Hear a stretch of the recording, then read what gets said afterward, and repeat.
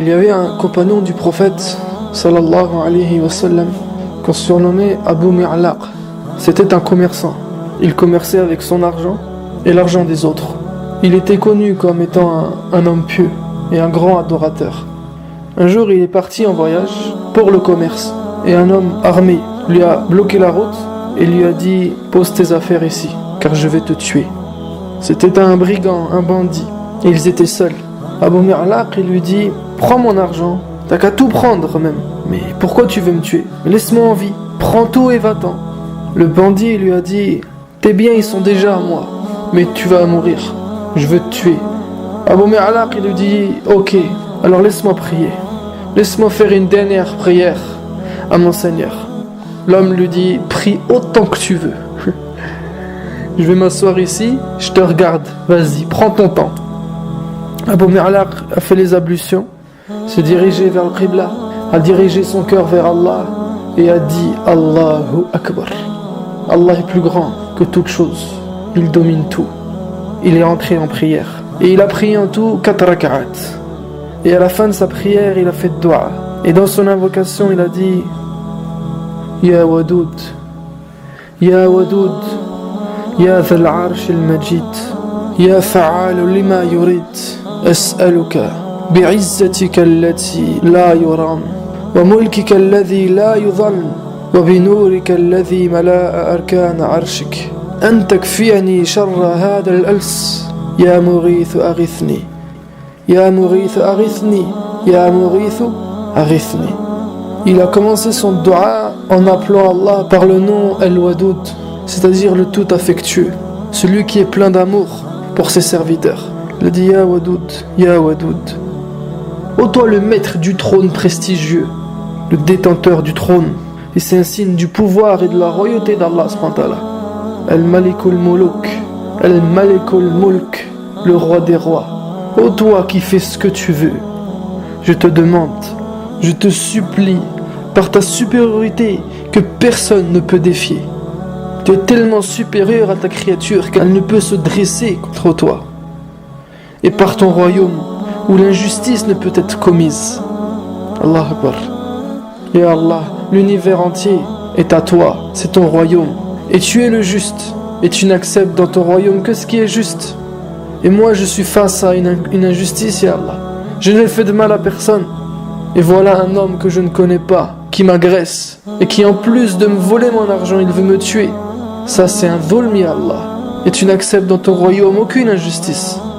Et je te demande par ta lumière, qui a rempli les recoins de ton trône, charge-toi pour moi du mal de ce brigand. Ya Allah, moi je suis faible, je ne peux pas me défendre, il est armé et je ne suis pas. Tu es ma seule arme, charge-toi de lui pour moi. Ya Mughith, ô Sauveur, sauve-moi. Ô Sauveur, sauve-moi. Ô Sauveur, sauve-moi. Il l'a répété 3 fois. Et ensuite il a recommencé sa dua. Il l'a répété 3 fois de suite. Et à la fin de sa dua, lui et le brigand ont entendu un bruit d'un cheval qui arrivait au galop. Ils ont tourné la tête, ils ont vu un cavalier arriver au loin. Un cavalier qui tenait une lance. Il a lancé cette lance qui a transpercé le voleur et il est tombé mort au sol. Abu Mi'laq a levé la tête et lui dit « Qui es-tu?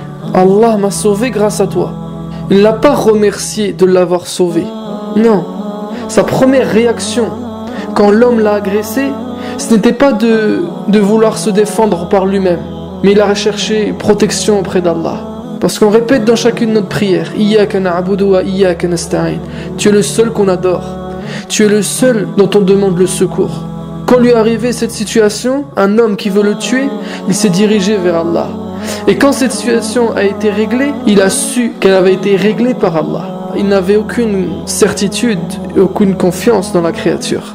Alors il lui a demandé « Tu es qui pour qu'Allah t'utilise pour me sauver ?» Alors le cavalier lui a dit « Je suis un ange parmi les habitants du 4e ciel.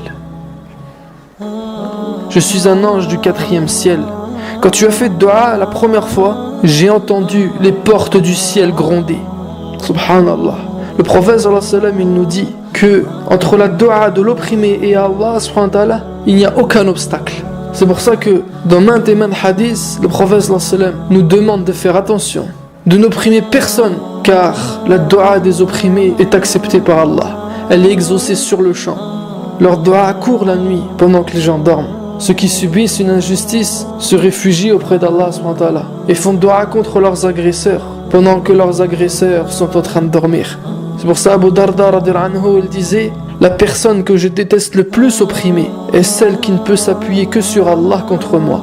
Ces gens qui sont des croyants et qui, si ils subissent une injustice, ils ne s'orientent que vers Allah. Attention à leur dua. Ça ne veut pas dire que les autres, ils aiment les opprimer. Attention à faire du mal aux gens, à opprimer les autres, à insulter, à se moquer, à voler, à faire du mal, à rabaisser, à oublier, à négliger, à attaquer. Le vrai croyant, comme nous dit le prophète sallallahu alayhi wa sallam, c'est la personne dont les autres se sentent à l'abri de sa langue et de ses mains. Il ne dit pas du mal d'eux, il ne fait pas de médisance, il se sent en sécurité avec lui. C'est la description du croyant, selon le prophète sallallahu alayhi wa sallam. Alors cet ange a dit: lorsque tu as fait dua la première fois, j'ai entendu les portes du ciel gronder, car chaque ciel, et il y en a 7, est rempli d'anges. Le prophète sallallahu alayhi wa sallam nous dit: j'ai entendu le ciel craquer, gémir, et c'est normal qu'il gémisse. Il n'y a pas au ciel l'espace de 4 doigts où il n'y a pas un ange. Les 7 cieux sont remplis, blindés de malaïka, et lui était un ange du 4e ciel. Quand tu as supplié la première fois, les portes du ciel ont grondé. La deuxième fois, j'ai entendu les habitants du ciel, tous les anges des cieux, crier. Et quand tu as supplié la 3e fois, on s'est dit entre nous: ça c'est la prière d'un désespéré, ça c'est la dua d'un mazloum, c'est l'invocation d'un opprimé. Alors j'ai demandé à Allah la permission de descendre pour t'aider, et Allah subhanahu m'a permis. Allahu Akbar. Wallah, ceux qui s'en prennent à nous pensent qu'on est faible, qu'on n'a pas de protecteur.